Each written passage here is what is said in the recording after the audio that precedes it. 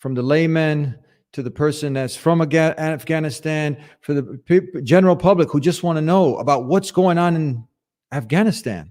So we have someone who's an entrepreneur, a humanitarian, someone who's heavily involved in Afghanistan, who has family in Afghanistan and knows the situation on the ground, some of the history of it. So we're going to get to covering many of these important aspects so you, like me, the layman, can get more well-grounded and know what's really going on in Afghanistan with my next guest coming up, Rahmatullah Nowruz, here on The Deen Show. Assalamu alaykum. Peace be with you. How you doing, my brother? Wa alaykum salam. Peace be with you. How are you, brother? Alhamdulillahi Rabbil Alameen. It's nice to have you on the program. Jazakallah. Mashallah, I've watched this show for all my life. You know, the first time you started Dawah, I was very young in Malaysia, and watching you, that inspiration, mashallah. Until now, I wanted to meet you in Malaysia, but you don't. I think Subur told me they don't like to travel a lot. So, mashallah, we are meeting here now. Mashallah, mashallah. What are you talking about when you're young? Look at you. You're still young. I was young, meaning that when I was 18, Yeah. 19. Yeah. You don't look much older than that. I know I'm 28, so. Yeah. Yeah. Mashallah. Alhamdulillah. It's very nice to meet you, my brother. May Allah bless you. Tell us, so now, again, begin a lot of requests. Many of us are ignorant. We get fed a lot of what spoon-fed to us from the media. And most people are hip on, you know, if they've kind of, you know, that red pill, blue pills, you know, they call it, you know, some people get awoken to a lot of the, you know, media lies and deception. So people are coming to us and they want to know what's really going on in Afghanistan. Why don't we start off with the early beginnings, you know, some of the history, and then we'll take it from there. How's that? Jazakallah khairah. Inshallah, this will be a conversation. We will try to answer the question that most people want to know. So Afghanistan, for those people who don't know Afghanistan at all, I will give you a brief history. Afghanistan is a country, all our life, the country has been in conflict. If you know it, even from 1,000 years, it's been in conflict, either internally or externally. External reasons, there were invasions from outside because of geographical location, because of the heart of the Asia. You have close contact with Russia, you have close contact with China, and same goes to Pakistan, the sea, and so on and so forth. But we will go only to the 90s in Soviet Union, their invasion, to you know, give them a brief history. So actually, Afghanistan was invaded for multiple reasons. Why the British came in when they were in India, they were afraid that Soviet Union will come to Afghanistan and then attack them in India. So they attacked Afghanistan in advance. And they were there, they couldn't get hold of it. And then the Soviets, they wanted to, of course, rule the world. They did not only invaded Afghanistan, there were war happening everywhere. But they entered Afghanistan, and I believe in 1978, they were there for 10 years. And 1987 or 1989, they left, and ultimately Soviet Union were collapsed in February 1991, and then the Russian Federation was born. So the Soviet, when they were there, actually, to be honest, if I were to compare as an Afghan man, I would compare the Soviets were much better than Americans. Reasons I will tell you. Number one, their values were clear. Why they came there, what they wanted to do, and they had future plans in Afghanistan. They built infrastructure, roads, which exist until today. They built tunnels from Jalabad to Laghman and other provinces like Kabul, and those tunnels even exist today. The work they have done was actually long-lasting work. It wasn't a temporary work. Unlike Americans, they built everything with piece of woods, plastic, and so the moment they leave, they can just, you know, blast it away. And they did not come with the intention to help the country. They came with their own intention, which we'll discuss. So when Soviet left, and Mujahideen, which were heavily funded by the Americans, which is clear, I mean, everybody know about that. So wait, for the people that don't know, let's stop at that point. So what did you just repeat, rewind? You just said that they were, the Taliban at that time, they were heavily funded. They were pretty much backed by the Mujahideen. Not the Taliban. Okay. Not the Taliban. And how do you, they were pretty much allies to who? to America. To America. So this is well Yeah, known. This is and documented. this is well known, and they didn't know that. I mean, ordinary people didn't know that, but the leader, they did know. I would tell you, my father was in those groups, and he was a fighter. He fought against the Russian. He's been hit 2 times by the bullets. Even his one leg is shot, because these people who were fighting on the ground, they didn't know that the money was coming through America. So they It were was pretty coming. much by Americans, they were considered heroes. Yes, So the they were Americans at considered that heroes. time, it's interesting how things change now. So at that time, we were prompting the Mujahideen, helping them and considering them heroes. Yes, because they were achieving American interest. Mm-hmm. Wow, There were two interests. For example, for Afghan, it was an invasion and was fight between Islam and Kufr. And Americans were seeing it, okay, this is a fight against the Soviet. Why we are fighting in Ukraine, other part of the world? Why not we fund the Mujahideen? We don't have collateral damage. We don't give our soldiers, so let them fight. So the Mujahideen didn't know the money is coming from America. What they used to do, they used to channel the money to Saudi Arabia. And the Saudi sheikhs would go to Afghanistan and give the money in form of donation. But it wasn't actually donation from Saudi, because they cannot carry a war by donation. And the money would come to Pakistan, and Pakistan would form the militant group, the Mujahideen, who were freedom fighters, and then send them to different parts of Afghanistan, and they would fight the Russians. Ultimately, the Soviet Union collapsed. So in those times, my father was sharing a story. They didn't know the money would come on donkeys and horses from Pakistan. For example, from Peshawar, there were no proper roads. So my father, he was sharing one story that one day they gave us like a lot of horses with some heavy item on top of it, and we didn't know what it is. So on the way, one horse, he fell down, and then the bags were open, and they found out were all dollars, and they didn't know what dollar is. Currency wow. dollar. They didn't know what dollar is, so they packed the money and brought it back to their leaders. So in short, it's a well documented. Everybody knows about that. Even the Mujahideen leaders, they came to Washington, they met, and they translated. The translator was actually the recent guy who fixed the deal between America and Taliban. So this is, a well documented story. We don't have to go to details. Yeah. That the Mujahideen were funded by the Americans because they were sharing the same interest. That's So number one. And we will talk about this as well. What Russians did with warring against Americans. So your This is also family, they took your their revenge. family is currently in it. You have were you born in Afghanistan? Yeah, I was born in Afghanistan. So you're born there. You have history there. Obviously, your family's there. You're heavily involved there with business, humanitarian projects. Is that right? Yes, true. Yes, my family is there. My father is, alhamdulillah, still alive. I have businesses in Afghanistan. We have number of Yeah. schools. We have an organization, a non-profit organization working on the ground. We have projects all over Afghanistan. I think we have more than 32 projects. We have a dawah and research center in Afghanistan, answering people questions about Islam. So, and I've met a lot of people in Afghanistan, if it's from the previous government, if you're the governors, the ministers, sit with them, talk with them, and try to get some permission for the work. And we will discuss, inshallah, in the due time, that the corruption inside the government, so on and so forth. I just want to come to history of Taliban. Yeah. So we got you call it the proper term Afghani. Someone from Afghanistan is an Afghani. He's this Afghan, correct? actually. The Afghani would be the currency. I'm also confusing this, Okay. The Afghan is a currency, actually. So how do you call someone like who's from there? So from someone from He's America is Afghan. American. What? He's Afghan. Afghan. So you're an Afghan, someone who knows the history well. We got someone, an expert from this area who's also got a lot of on the ground experience working with many of these different organizations, trying to better the society there. Now, for many of us, we get to see the images of what looks like a country blown back into the Stone Age. So a lot of times we get these attacks from much of the hate machine propaganda, like, oh, you Muslims, what have you developed? You guys are backward. Just look at Afghanistan, Iraq.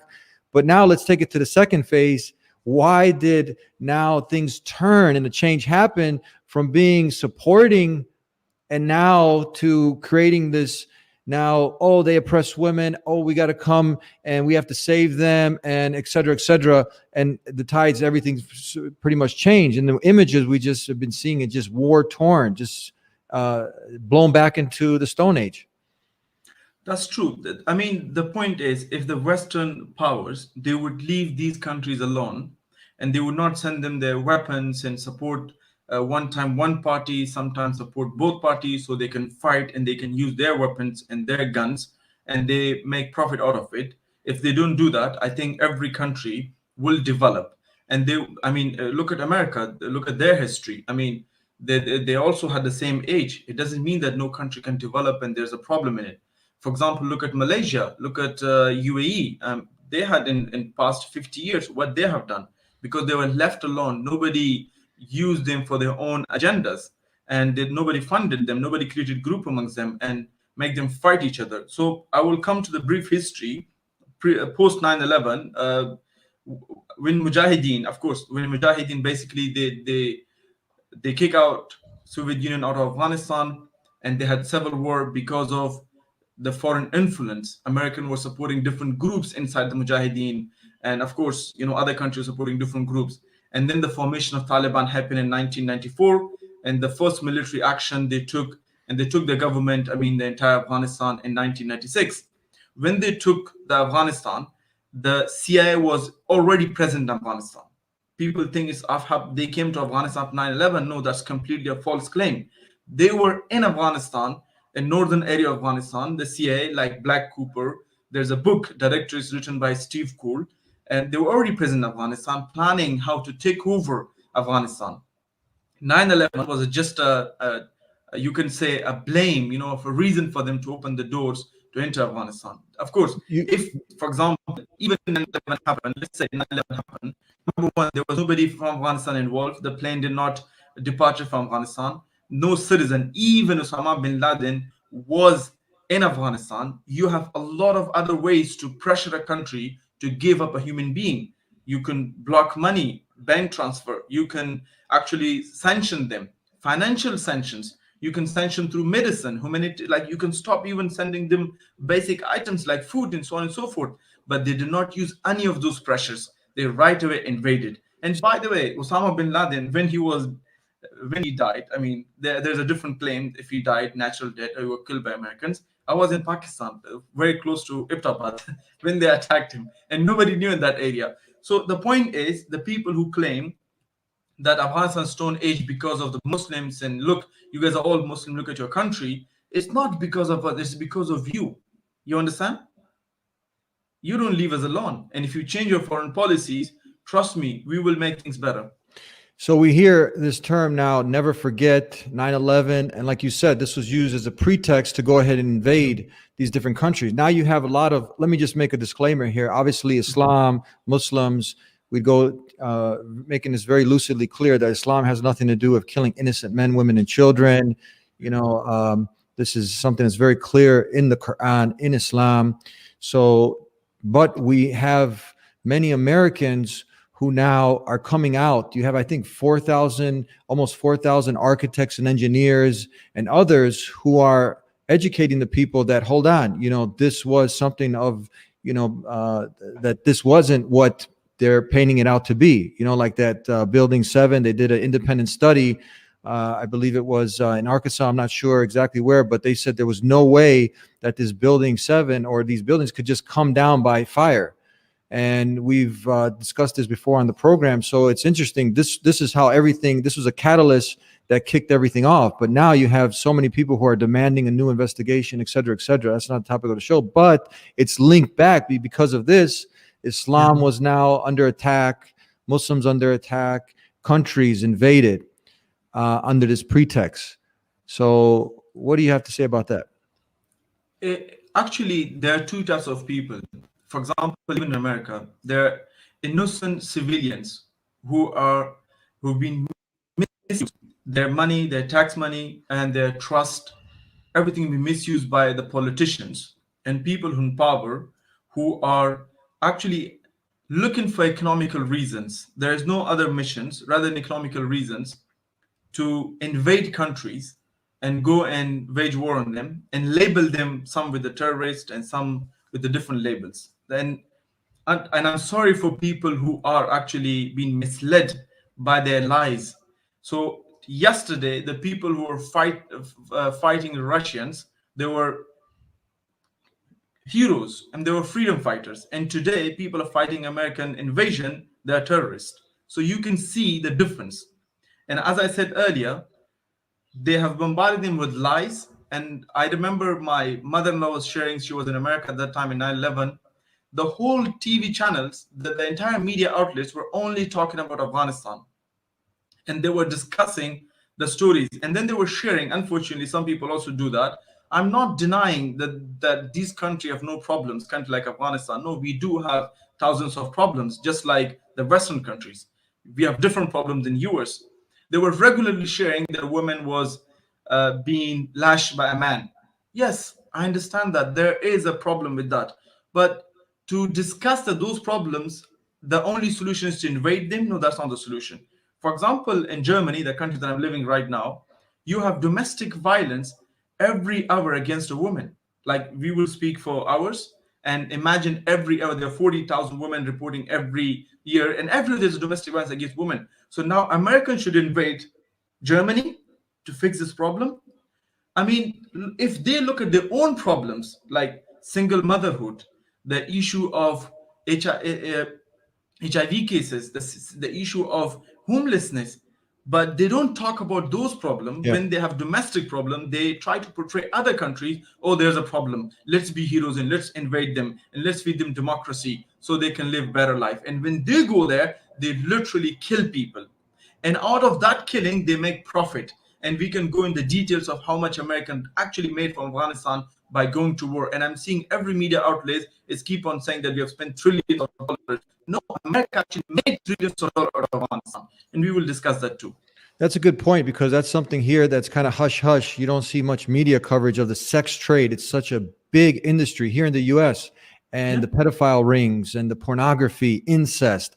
I mean, through the roof, an epidemic, of kids being molested and sex trade and all these things that are just kind of not talked about by the media, but they're happening. And then the hypocrisy pointing fingers at, other places for women's rights. But obviously we should be for human rights all over the place, but then to go ahead and I think people see through this, the pretext that's used to go ahead and now go ahead and plunder and go ahead and talk to us about, what you just said, like how much, we're told that in Afghanistan, you have, lithium, you have the $1 trillion of minerals, all of these things, the poppy seeds, big business, Iraq, it was oil. Here, what's the interest? Because you have other countries that now you can go ahead and invade that, people are, oppressing women or doing certain things, which again, has nothing to do with Islam. But what kind of money is Afghanistan sitting on that now would entice others to come in and try to plunder from it? And was this actually happen? Was this proven to happen? Yes. Okay. Let's look at it in two ways. Number one, people need to understand the American government is printing money and they can bring money out of thick air. So for them to say that we spent trillions of dollars, it's not like they took a cash out of their own banks and took it to Afghanistan and spent it on people. No, they just printed papers and brought it to people. And how they're benefiting it. If anybody would understand how the currency system work, if there is a demand for a currency and you print your currency and spend it, you create a demand. That's how you can value your currency. You can print more money. For example, if there was no Afghanistan war and they would print $3 or $2 trillion, then the value of dollar will be lower than a lot of currencies because the demand is not there in the market, but they printed more money. So if they invade a country and they make everything in dollar in that country, that means they created a demand in that country.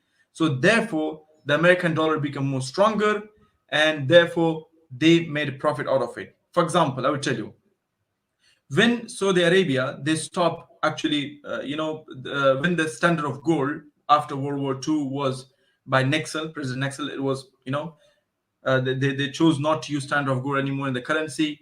And countries like Germany and France, they were demanding because the American gave them loan, and then they took back. They say, okay, you know what? I give you loan, for example, I think $12 billion, And if you give me this money back, I can give you gold in return. So when they were demanding their own money, okay, take back your currency, the paper money, and give me the gold now. And they say, you know what, we don't have that much gold. So there was no demand for American dollar. Why should I keep American dollar? Because it's a paper.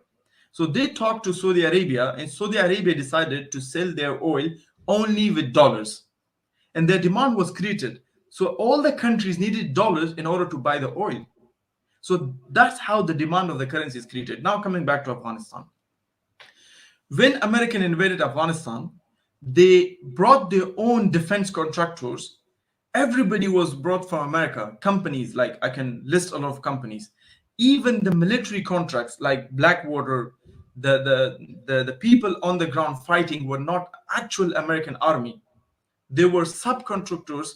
A private company were fighting in Afghanistan, and they were given complete immunity that even if you kill 10,000 children, no court will even appeal against you. Yeah, we heard of. And There's they a did lot of that. there's different documentaries like Dirty Wars Yes. and whatnot. The atrocities that many of these contractor groups, they were raping women. They were doing did so that. many, killing innocent people. Yeah, talk about that. I will come to that. So just want to talk about this, their profit, how much they made in Afghanistan. Mhm. So when they came to Afghanistan with their money, they also brought people and they paid them highest amount of salary because that money was printed in the name of Afghanistan anyway. So if you're coming as a computer scientist, you were given salary 40,000 a monthly salary, 50,000, that much. So imagine, I will talk about only one of the company that is very famous. And do you know the Pepsi Coca-Cola bottle? How much was calculated for American Army? $40. Coca-Cola, small Coca-Cola, $40. The Wow. pricing were huge. Washing a piece of clothes, this piece of clothes would cost American Army $100, and you can do it behind the base with 10 cents. So that's how they channel back the money to America, and they use the label that this money was spent in Afghanistan. No, the money was not spent in Afghanistan. It was channeled back to America. So I will tell you some of the companies, how much they made out of this Afghanistan and even some of the Iraq. Like Holliston, the KRB, Bureau Logistic Company, they had $39.5 billion in contract. Can you believe that? 39.5 billion. Almost 40 billion, huh? Yes, that's what their contract. For example, out of this time, like the 10 years or the 20 years, their CEO, I think I remember his name, their CEO made $35.9 million, only their CEO. Can you imagine that? So the money was not given to Afghan, by the way. And again, the second company, which is the Titan basically made, again, billions of dollars out of this, and the CEO made $47.2 million only in 2004. Casey, JB London, was a CEO who made $22.9 million from the war in Afghanistan. Didn't they In have fact, like the former vice president and other politicians here? They had also vested interests in many of the weapons manufacturing companies. Yes, Wow. They have invested. So when people say we have spent $2.9 trillion in Afghanistan, that's a complete lie. I will tell you, I have traveled all over Afghanistan. We do not have a single hospital for people to do their heart surgeries, kidney surgeries. You don't have any of the hospital. We don't have a school, a single school with LCD screen there. Thousands of students are studying on the stones, actually. Where'd the money We go? don't have, the money was not spent in the first place. You do not have a single highway in Afghanistan. You do not have a single hospital, single school. No base was built by the Americans. Even the biggest base, Bagram, it was all built by, using woods. Nothing proper infrastructure. Look at the roads. So the money was not spent in Afghanistan. They just printed in the name of Afghanistan, was channeled back to America, and that's how they made money from their own. They created demand, okay? They created demand, and they made everything in dollar in Afghanistan, like even cars were still with dollars, everything with dollars. And then they printed, and then they channeled back to America. Despite how much they took from the minerals, how much they took from the land, how much they took from other countries, but they also took from the NATO and from the Europe, from Australia, but who benefited the most? I'm doing research on this matter. How much America actually benefit from 20 years of war in Afghanistan? How much is that around, approximately? I think it's more than $5 trillion. So it was a big racket, as they call it. It's a big, Yeah. big racket. And A lot of plundering, yes, a lot of people getting rich on and the they backs of tested. the Afghan people. Yep, and they tested their medicine in Afghanistan. I will Mhm. tell you, if a pharma industry was trying to come with some sort of medicine, they would send it to Afghanistan for the test. Used as They guinea have pigs? tested. Yes, they have Wow. tested their weapon in Afghanistan. If a weapon company would come and they want to see it actually on the ground before they sell it to See, Gulf countries and to other countries, they would test that weapon in Afghanistan. For th- example, the mother of all bomb, 100, I think, thousand ton something, they dropped that bomb in Afghanistan for what?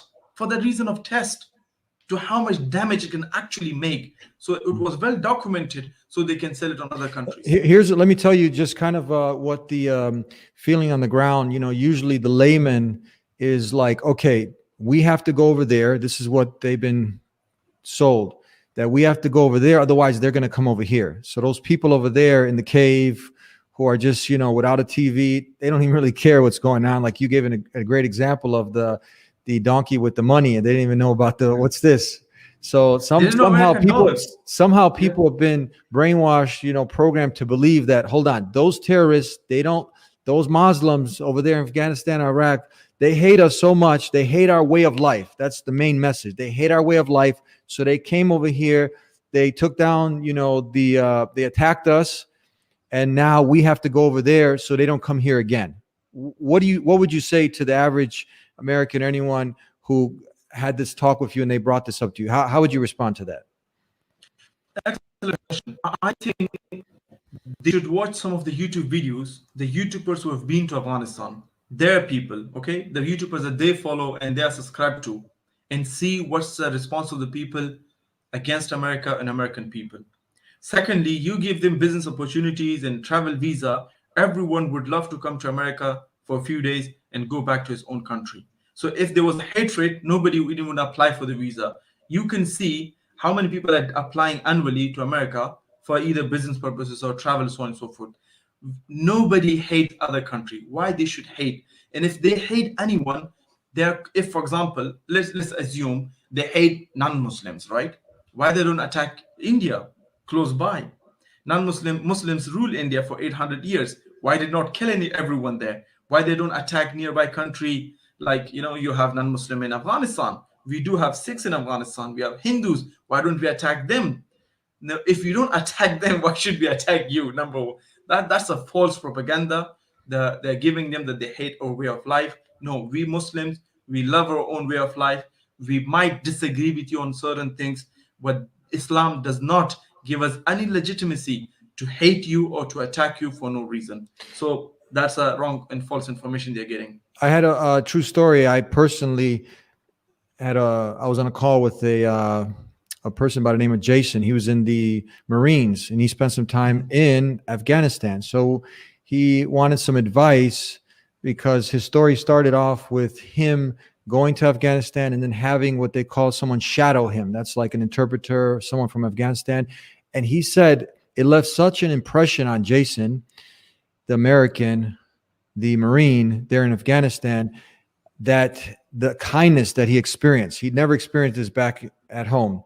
So that was number one. Number two, the Afghan who was there with him gave him a copy of the Quran. So for those that don't know, the not yet Muslims, the Quran is the verbatim word of God Almighty Allah. I suggest you read it. So he actually read the Quran, and what opened his heart to reading the Quran was the kindness that he experienced from the Afghan people there. And now so much so that he's almost like, he's like, if you ask me, he's Muslim because he's praying, he's doing everything, he's reciting, because to pray you have to recite the Shahada. Yeah. But he hasn't come out formally. He's scared because what his wife, now she's from Romania and she's Orthodox Christian, and he's scared, like what's going to happen, the repercussions of that. He's not going to be able to go with her to church on Sunday. He's going to have to cut out pork, and et cetera, et cetera. She's going to be getting really worried. Like, why aren't you eating the pork? Why aren't you coming with me? So that's his dilemma. Anyways, so many cases of this, of people going down there and experiencing it, Afghan and the people of the society for themselves, and seeing through the propaganda. Have you experienced this also, where people have thought one way and then they actually got on a plane, they got down, or they connected with Muslims, and now their impression totally changed? That's true. Actually, if you are coming through your politician, do you trust your politician 100%? When it's talking about your internal affairs, if you don't trust him on your internal affairs 100%, then why do you trust him on external affairs? What was the reason for them to invade and wage war in Vietnam? What was the reason for other countries? Was that they hated the way you live whatsoever? What was the reason for genocide Indians? What is the reason, for example, inside the Mexican, the cities that were taken away from the Mexicans and their brutal killings? So you don't have reason. They need reason to invade countries and to profit from it. And they use you as a tool to give them justification to that. If you really want to know about how Muslims, I mean, what the Muslim thinking are or Afghan thinking are in general, you go and simply talk to one human being. That's it. From that, country or from that belief. And if you find him like violence and so on and so forth, then yes, you're right. But I would say 100% that you'll not find any of them intending to harm you, but they would love to help you. As I mentioned, YouTubers, the reason I mentioned YouTubers because they would trust them. They have come to Afghanistan, and even there are videos for Pakistan that everything is free in Pakistan. If you come as a foreigner to a country, they will not even take money from you. If you buy something small or big, they will say, you know what, you're a guest. Look at the hospitality. When they Wow, go to they'll give it free, UAE, huh? yes, there are videos actually, you can see it. When you see Qatar and Oman in these countries, they are Muslim too. You don't have the same feeling about them because they are rich. Maybe that's the reason. Rich Muslim is a good Muslim, poor Muslim is a bad Muslim. What's the reason? But personally speaking, Facebook and social media, everything is there. Why don't you talk to somebody instead of having a image? What happened usually when I tell you, for example, like Muhammad Hijab is a very aggressive human being. For example, he is not, by the way. Uh, and if I meet one day Muhammad Hijab and I tell him, okay, because I was told already that he's an aggressive human being, even though with love and compassion, maybe that's his character, he squeezed me a little bit because he loved me and because he's very compassionate. And I would say, you know what, he's an aggressive human being because I was told. I know it's a very difficult to differentiate the subconscious feeling that we have against somebody sometime, and it's not our own feelings. Like Noam Chomsky, who said the construction consists that the choices that we are making are not our choices, actually other people's choices, but we think that they're our choices. So if you're making a choice against the Muslim or against any person that your politician, your media is telling you that they're so, maybe you should see to it, is that really your choice, or you were fed through media outlets that that's your choice and that's how you should react to it? Let's go back a little bit and look at the history after the Russians left the Soviet Union, and now something that again was happening on the ground. Tell us, we hear of these warlords, and again, differentiating Islam and the actions of human beings who go away from Islam and they end up doing certain things. Specifically, there was this nationalism. And we know the last and final messenger sent to mankind, Prophet Muhammad, peace and blessings be upon him, who often says, a brother to Jesus, Moses, they all came with the same message: worship one and only one God, creator of the heavens and the earth. So Prophet Muhammad, he warned us of this nationalism. He said it stinks, it's something rotten to the core. Was this happening at that time? And could this have been something that led to a lot even more evil on the ground? Can you talk about this? Yes, unfortunately, as I mentioned earlier, the group were fighting the Russians. There were no doubt people independently fighting, and there were some of them fighting owned by foreign powers like America and some other countries. So when the fighting was over, every one of them wanted to have some sort of power and authority. Somebody wanted to become the prime minister. Somebody wanted to have like the presidency system, Republican system. Some different ideology were there, and that actually escalated to internal civil war. And they were fighting between each other. In Islam, fighting is prohibited, and you cannot fight over power, over nationalism, as you mentioned rightly. And there's a hadith of the Prophet ﷺ, anybody who fought for land or tribal reason, he's not one of us. Even if he died, you cannot label him as a mujahid or shaheed, so on and so forth. So those were the reasons. And with those reasons, of course, when there's a civil war, a lot of atrocities happen, just like after the war in Germany, when the Americans and English soldiers, they came into Germany, they raped, I think, over 40 Yeah, I think over 40,000 women. And because there was no control, it's a well documented history. So a lot of rape took place. There were a lot of violence, and that's how Taliban group was formed. Taliban actually mean Talib al-Ilm. And by the way, I have to make this clarification that I'm not side of anybody. I'm not here to represent Taliban or to affirm what they have done. They have done horrible stuff. We will discuss on this live show as well. They're not free from error, and we are not saying everything Taliban is doing part of Islam or everything they have done is completely Islamic. No, they have mistakes, and the things they have done correctly, we will praise them. Things they have done wrong, we will definitely criticize them and point out this is what they have done is wrong. So that in That's a good point. 19 That's a good yeah, point. Let's stop right there. We're trying to get some education. We're not here trying to promote any political group, but at all costs, we will try to bring the true message of Islam and differentiating what Islam says and from what people might what end people up are doing doing, that's yes. opposite to Islam.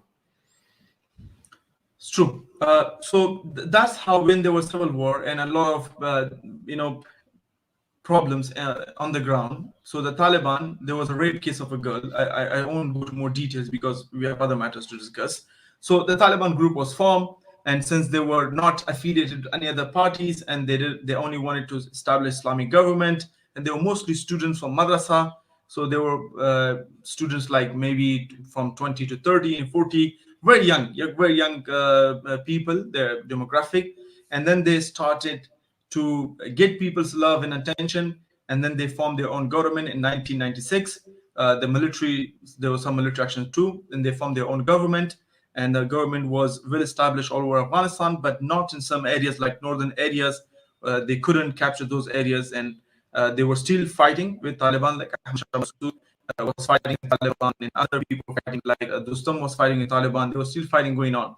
But that was the background of Taliban. And Taliban were not accepted by many countries. They only were accepted by, I believe, Iran, UAE, and Pakistan, Saudi Arabia. Even American did not accept them as a government. They were mostly working with Northern Alliance, which were active at that time. So that's a background. And when American invaded Afghanistan, so what they do, number of mistakes. I would say number one, the invasion itself was a mistake. Even if you plan to invade a country, you don't have to do it like that blood bath that you give to the country. I think over 300 or 400,000 people died because of that. The second mistake they did, they brought people in power were all corrupt warlords. They were not trusted by anybody on the ground, by civilians. And then they created a different groups in tribalism, sort of like, okay, you're a Tajik, you have to support your leader. You're Uzbek, you have to support your leader. They brought people into parliament who could not read and write their own names. They're all Americans. They just, they brought by American. For example, President Karzai was informed that you have become president. Can you believe that? Wow. President Karzai was in Kandahar, and a CIA agent and Quetta, he informed him that you have become a president, come back to Kabul. So then he had to come to Kabul, and that's how this thing all started. So second mistake American did, number one, they invaded Afghanistan. Number two, they chose people to lead the country who were how would I say, the least choices people by the country, or something like the least fit, the least qualified, the least qualifying, the least fit for the positions. People as a minister, they could not read and write their own name. The parliament members, and the only thing they knew is killing, and nobody loved them actually. The second thing was when they killed all the Talibans, they did not plan how their children will react, how their grandchildren will react, their neighbors, and they will utilize themselves. There was no such plan for them. There was no such plan. They thought, okay, we have get rid of them, so over. And now we have everything. And they thought we will buy out people with cash. And that was not true. They tried to flood the country with a lot of cash, and they tried to buy everybody, but they couldn't. There were people who were fighting for the deen, for their, for their ghaira and for their country. They were freedom fighters, and people who were with them. And the government that they formed was corrupt to the degree that you don't have measure. And that other problem that was there, actually, they couldn't build infrastructure, they couldn't give proper justice, the economy was fictional, there was no actual economy. Americans were paying people salary for 20 years. They did not build any factories or economic. They did not increase the GDP. So they were paying. They made them heavily dependent on America. So everything they were saying, and Americans were so involved that even a sub governor, if you want to be sub governor, you need to have the approval of Americans. They were so involved. For example, my father was sub governor in Afghanistan, and I talked to some of the Americans on the ground, the army from Blackwater. And do you believe, brother, that they were actually in prison? These defense contractors, they went to the prisons and told them, if you want to fight in Afghanistan, we will free you and you can go and you will get this much pay. Because the guy was, I talked to many There on was the ground. there was a, since you mentioned that, were there also, as I remember having a guest on, and he was talking about a woman by the name of Afia Siddiqui, and they were talking. He was talking about how they had people who were taking innocent people and accusing them of terrorism to get paid. The government was paying like 50,000 or some money. It was like a racket of human beings just to go ahead and be able to have the pretext to go ahead and get the funding to continue this war on terror. Did you hear about that? Do you know about that? Yes, it's true, because they took anybody to just prove that there's action going on. And second thing is, the Americans themselves funded the violence of, they created their own groups. I have firm belief the Americans created their own groups to create war, so they can say to the international community, there's a war, therefore we are staying. You understand? And second thing is, I will tell you, my father was sub-governor. Sub-governor is a big guy, by the way. President, governor, and sub-governor in the region. And few times my father asked the Americans, because sub-governor in the government, he was in close contact with Americans. He asked them, why do you drop weapon to the other parties? They literally drop weapons at night to different groups. And then my father was told it was done by mistake. How you do that mistake like 1,000 times? They were dropping weapons in areas to create conflict. So there's a reason for them to stay in that area, and there was reason for economical progress. I don't think you're going to hear. We're getting the inside scoop of what was really happening on the ground with someone who knows the day-to-day activity that's been happening, the history, and I'm really thankful that you're sharing this with us so people can get a better perspective. You're not going to get this, on the mainstream channels. So please continue on. I wanted to ask you, so how many innocent people again actually died?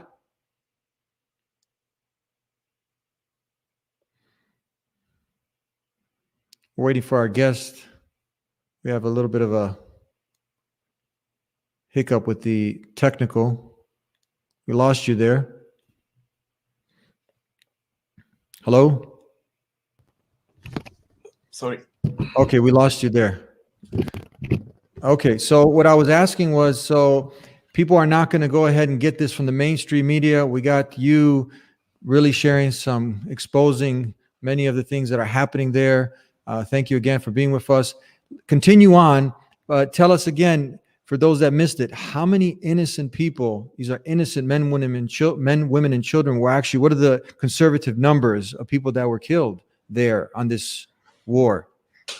I would say that we don't have the exact figures because no calculation, but you can say last year 40,000 people died. So we're talking about civilians and everyone.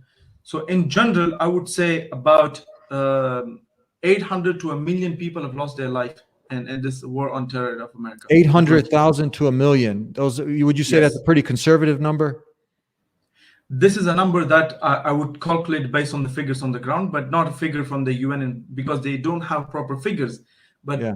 if I calculate, for example, last in 2018 or 2020, there were 40,000 people killed, only the army members of the previous government. So imagine 40,000 only in the army.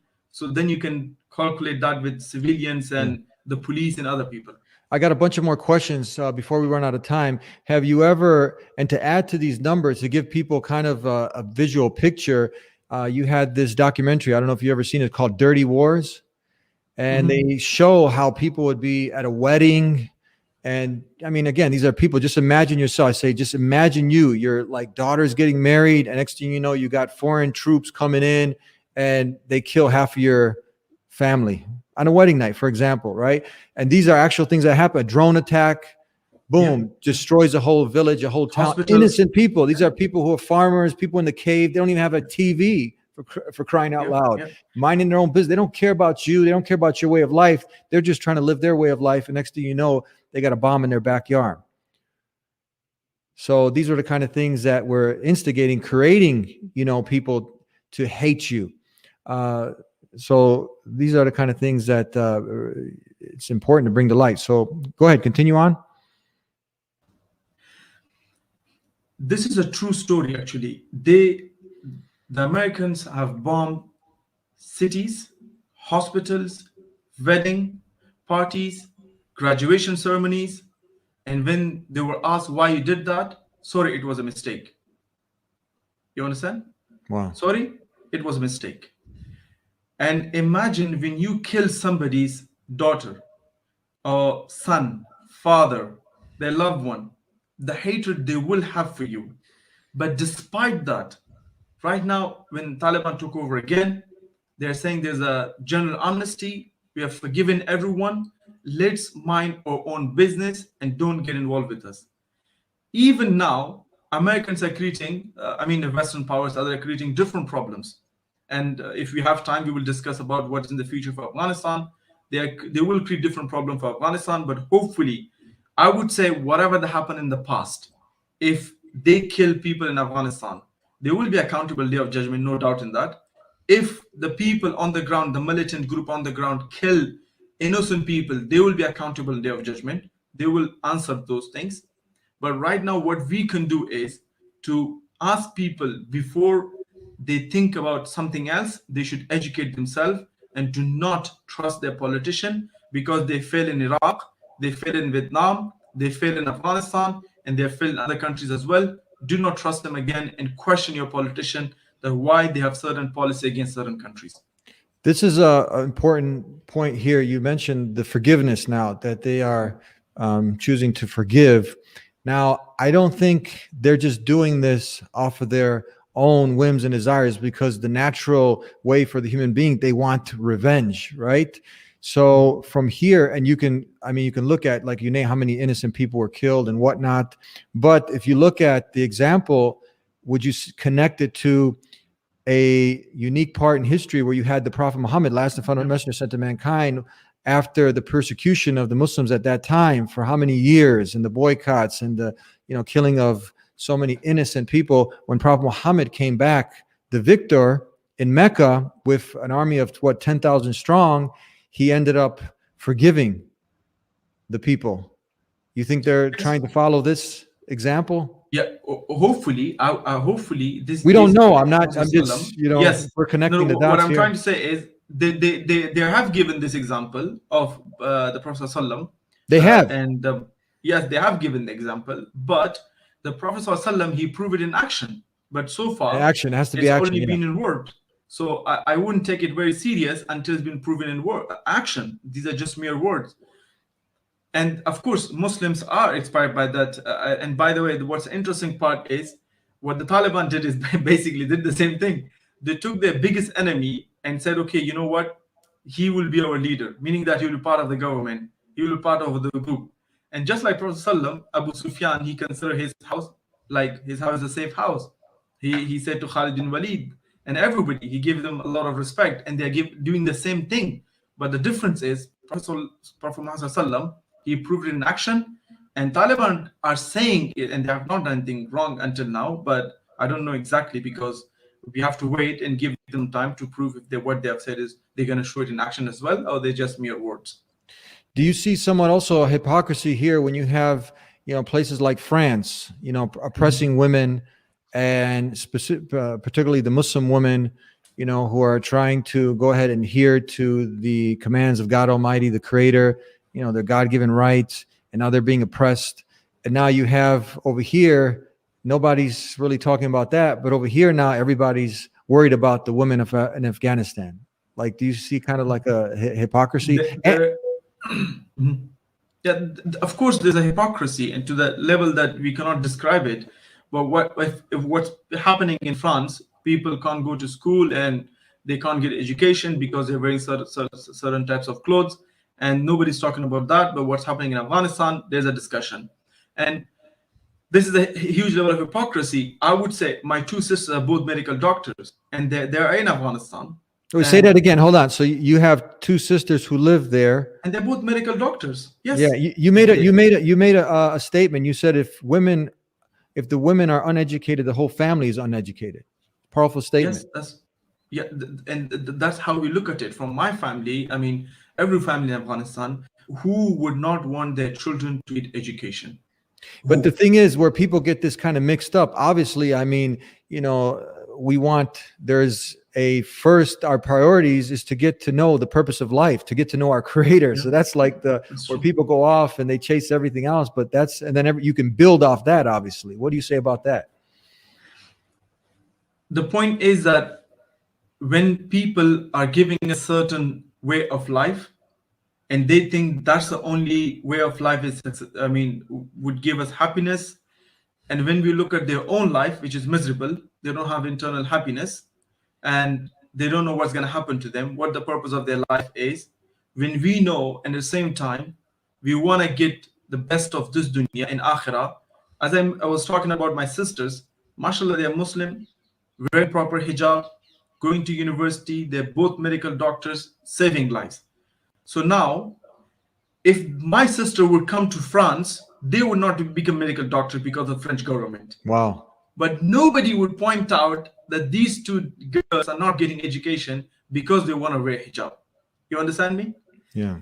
So same problems. Yes, in Afghanistan, we do have problems. I'm not denying it at all. We don't have proper facilities. We're not giving everything. But we are acknowledging our problems. And we don't mind if the Western countries acknowledge our problems too and correct us and help us to overcome those problems. If they can do that, we'll be very happy. But they should do the same thing. They should point out, the media should point out what's happening in France to the people of faith and what's happening in Afghanistan to the innocent people. They should point out both. But what they do, they always talk about Afghanistan and what's negative, but they don't talk about their own countries, what's happening in their own land, and how they're treating the Muslims or women in general. Yeah, what place, what society? I mean, there's problems. People are, homes are filled with problems, countries are filled with problems. But that's what you're, pointing out. It's like people who now you have your neighbor is coming and complaining about your son or daughter, and they're forgetting about, again, it's one thing trying to come and help and whatnot, but now they're trying to shine the spotlight on one of your children. They did something wrong, but over here, their kid is involved in, all sorts of evil and corruption, bullying the whole school, on drugs, on alcohol, and the gang. He's a mafia guy, cartel. Hey, hold on, man.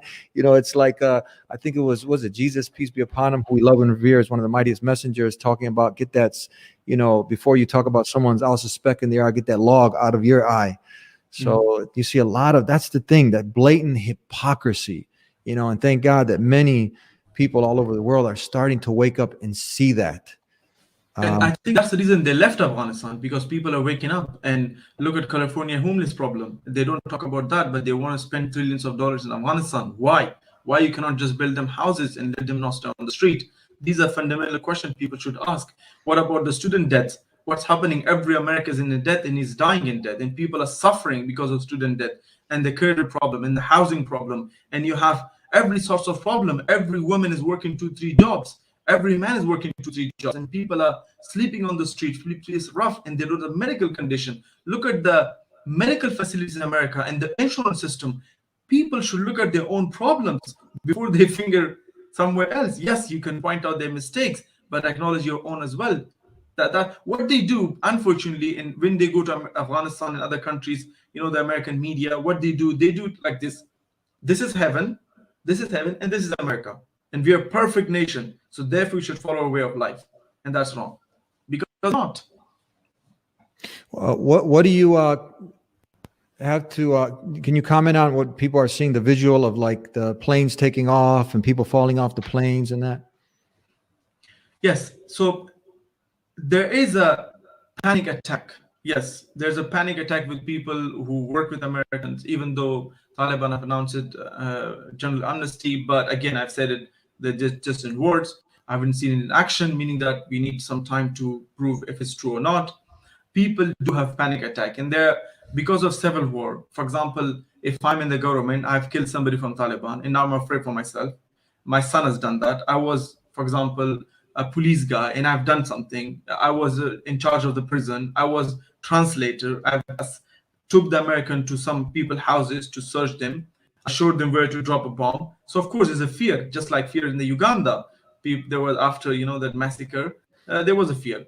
And second thing is, now what they want to do by showing some of the images in some of the Americans army holding babies, there's also a form of propaganda that we are leaving there for people are coming after us. I would say yes, there is a fear. I'm not denying that there's a fear, but 85 or 90% people, they just want to leave the country economical reasons. They want to come to Germany or to US or to UK for more economical reason. It's not because of safety. If any country you give the same announcement, in Mexico, people will be dropping off the plane, like without visa, without plane ticket, everything is free. I will give you the document. You can live here. Come. You give the same announcement to Iran, people will do the same. You give the same announcement to any country. Who doesn't want to travel and live in a different country free of charge? I would choose to do that. You understand me? Unless, and of course, you have destroyed the country, you have destroyed the economy. Everything was fake. You were dropping the money and running the economy, and you're gone. Of course, there's a people are scared for themselves, for the economy, so on and so forth. The second thing, what they want to do, I believe, they want to take away the talents from Afghanistan. Everyone who is there right now, who was trained in Afghanistan, for example, the engineers, the doctors, and the pharmacists, the physicists, a lot of people, they are literally pointing out people who are with good education, and they're accepting their application. Do you believe Wow. that? So they can take out the talent from Afghanistan and leave the next government with empty hands. And you cannot build a country by reciting Surah Falaq and Surah Nas and saying, chuf, the country can't be built. They want to create the next problem, economical. They would say, you know what, we left, look at them now. So there are political reasons to it as well. What do you think? What do you foresee now with your family being there? You being born there, you have a lot of experience, with things that are going on. What do you foresee in the future? Do you see light at the end of the tunnel? Do you see now change for the positive taking place? Yeah, I have noted 6 points that I want to talk about. What's the future of Afghanistan? And generally speaking, I'm very happy that America have left, and I'm extremely happy that they have left, honestly, because with their presence, nothing was in good order. And since they have left, now it's up to us Afghan to rebuild that country, and inshallah make it a good example of a Muslim leadership, and make it a good example of a place where everybody is welcome, Muslim, non-Muslim, and they can come live in peace. I think we are definitely capable of that, and we can inshallah do it. For the future of Afghanistan, hopefully the Taliban form an inclusive government of everyone. If it's from every tribe, Tajik, Hazara, Uzbek, Pashtun, everybody is involved, it will be the best thing to do. If not, the Taliban will be overtaken, or the new government might come in power in next 5 or 10 years. Because if there is no peace, people should see themselves in the government. People should see part of the progress and part of the change. If they don't see it, of course, they will be against it. The second thing is, if we can bring people closer to each other and make them to work out with each other, because it's very difficult after 40 years of war and killing and destruction. People, there will be psychological problem with people.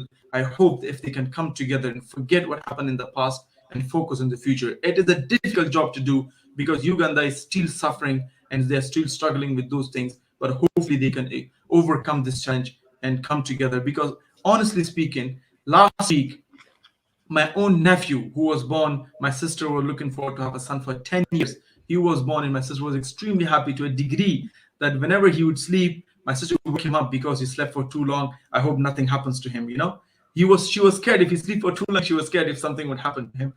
And that little child, for 1.5 months old, he was killed in the crossfire between the Taliban and the government. So imagine my own uncles, my relatives have been killed. It's very difficult to forgive and move on. But we as a Muslim have to do that, because we believe in Akhir and the reward from Allah subhanahu wa ta'ala.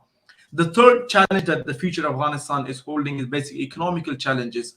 The previous economy was created virtually in a fake economy by the Americans, flooding their money, channeling back to there is no actual GDP or actual growth or domestic products and services. So it's a huge challenge for the people to create the economy, but it's okay if we challenge the economy as long as we have the peace. The fourth, as I mentioned earlier, the Western countries, they are taking away talent from Afghanistan, engineers, web developers, software developers, they're taking them away. It will be a great challenge for us to find talents in Afghanistan. Right now, I wanted to hire 3 people for one of my startup and for the organization. It's very difficult to find people who actually know the work because the most of the talent is gone from the country and they're living now in the Western countries, paying their taxes and working. Because if a child is born in, for example, in Germany, the government spending I think it's 200,000 euros until he become the age of 20 or something to pay back the taxes. So imagine you can get somebody from Afghanistan, from third world countries, to not spend. You don't have not any investment. He can come back to the country and fulfill the jobs and pay taxes. It's a win situation for those countries. They don't have to invest on the child actually. So that's a great challenge for Afghanistan: talent and education. Again, I said in my previous interviews as well that real education, we have only 20% people who are really, really educated, and they have left, most of them, Afghanistan, they have left. It will be a great challenge to form a new education system and to educate people. At least it will take maybe 20, 30 years. And again, the sixth problem is that the Afghanistan is facing is a secular Muslims. I hope that the Taliban continue leading the way of the Prophet ﷺ and getting the example from there, just like he was leading a leadership and Medina, but he also a da'i in Mecca. So if we can bring both periods together, the period of Medina and the period of Mecca, there should be da'wah going on. There should be education. People should be regularly educated about Islam and Islamic leadership. At the same time, there should be firm leadership upon justice and upon haqq and upon the Islamic principles. If they can follow these 3 principles of justice, harmony, and peace, with giving quality of life to people, and hopefully this country will flourish. It will be a great example of Muslims and Islam in the whole world, inshallah. What are your, before we conclude, this is not something that is made up. It's a fact that there was over $500 million spent by the Pentagon to go ahead and create fake terrorist videos, lies, this negative propaganda. So anybody can look this up. This is just fact. It came out. So now contrast that with if the leadership there, if they put aside a good amount of money for positive PR, for truthful PR, public relations, that now they got to go ahead and send out, the basic things of establishing justice, trying to eradicate poverty, all the things that Islam calls for, to get rid of this nationalism, to call people to the pure monotheism, to let people see the Quran in action. Because right now there's such a negative. They just see people as backwards. They just see these people who can't speak, can't communicate. All they have is guns with them. So what do you think about that? Having the proper PR and the PR of truth, of getting the truth out. Jazakallah khair, brother. It will be extremely easy to spread the truthness than to convince people with falsehood. The convincing people with falsehood require huge amount of budget, just like American government, you mentioned, spend $500 million on it. How much? 500 billion or 500 million? 500 million, so $500 million. Subhanallah, $500 million. Allahu Akbar. People can Google this and look this up. You could solve a lot of problems inside the country. Subhanallah. Yeah. I would say once the government is formed, there are early stages, and I'm going to make this clear. I will never be joining any government if it's in Afghanistan, this one or previous one whatsoever. I will always work independently as a humanitarian worker, as an entrepreneur, and Islamic da'i. I will work independently. That's the people should say clear because it's important to make it clear. Once the government is formed and everything is okay, I think what they can do is to invite the influencers. That's the influencer economy and the world of influence. If they can invite them so they themselves can see the country, can see the justice, and then they can share it with other people, I think that would be a great PR for people to understand what Islamic values and Muslims are.